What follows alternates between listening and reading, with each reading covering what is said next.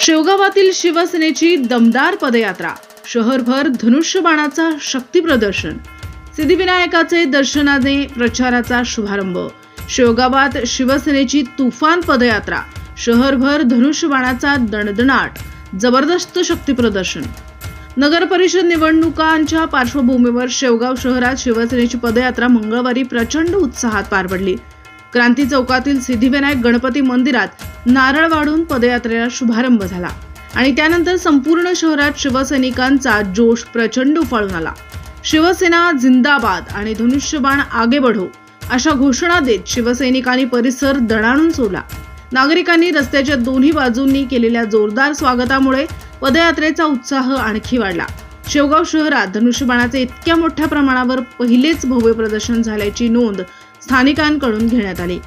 या पदयात्रेत जिल्हाध्यक्ष बाबूशेठ टायरवाले, ॲडव्होकेट शिवाजीराव काकडे, हर्षदाताई काकडे, अरुण मुंढे, साईनाथ आधाट, आशुतोष डहाळे, एकनाथ कुसळकर, प्रेम जाजू, राजू तरटे तसेच नगराध्यक्ष पदाच्या उमेदवार माया अरुण मुंढे आणि नगरसेवक पदाचे उमेदवार मोठ्या संख्येने सहभागी झाले होते.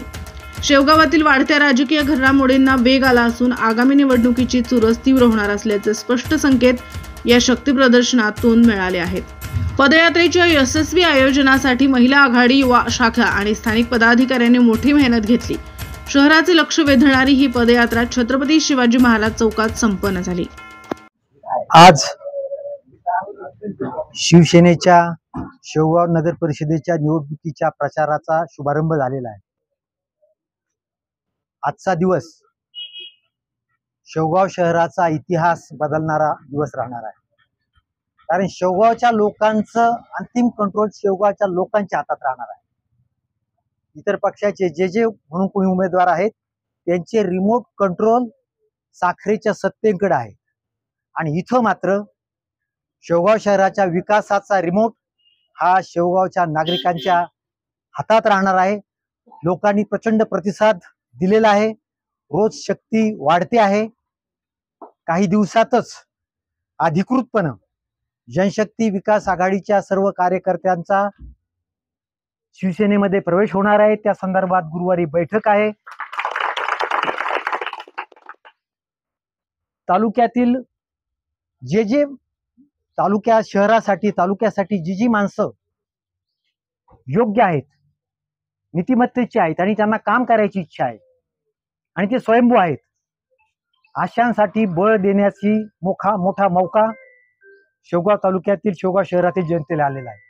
मला खात्री आहे की शेवगाव शहरातील लोकांनी हा मौका डावलू नये. मोठी संधी आलेली आहे.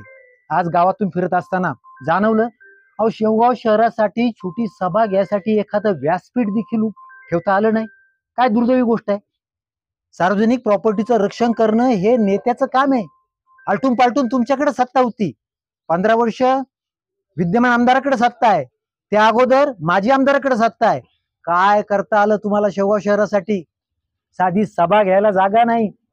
प्रत्येक ठिकाणी तुमचे गुंतलेले हितसंबंध आणि अशा वेळेला एक नवीन पर्याय अरुण भाऊच्या रूपानं एक नवीन दमदार पर्याय शेवगाव शहराच्या पुढे आलेला आहे आणि आता या पर्यायाला जनशक्तीचं जोड इंजिन मिळालं आहे.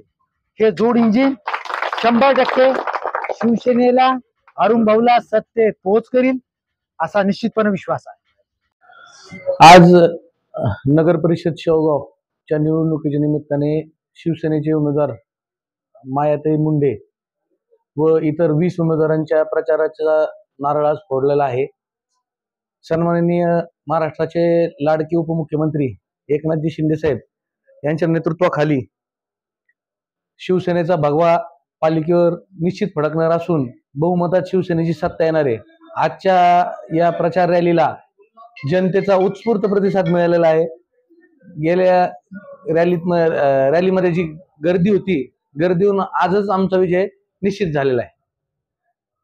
मी माया अरुण मुंढे, शिवसेनेची नगराध्यक्ष पदाची उमेदवार.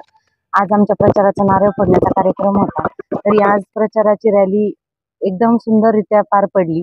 सर्व कार्यकर्ते आणि सर्व नागरिक मोठ्या संख्येने उपस्थित होते या रॅलीसाठी. 2-2.5 तास उन्हात पूर्ण सगळ्यांनी उपस्थिती राहून साथ दिल्याबद्दल मी सर्वांचं मनापासून धन्यवाद व्यक्त करते. आणि असंच 2 तारखेला मतदानासाठीही मी सर्वांना, विशेष करून सगळं महिलांना आणि वयस्कर व्यक्तींना आवाहन करते की सर्वांनी मला भरघोस मतांनी विजयी करा. करून मी हर्षदताई आणि शिवाजीराव काकडे साहेब यांचा आभार व्यक्त करते. यांनी कालच आम्हाला पाठिंबा दिल्याबद्दल मी त्यांचं मनापासून आभार व्यक्त करते.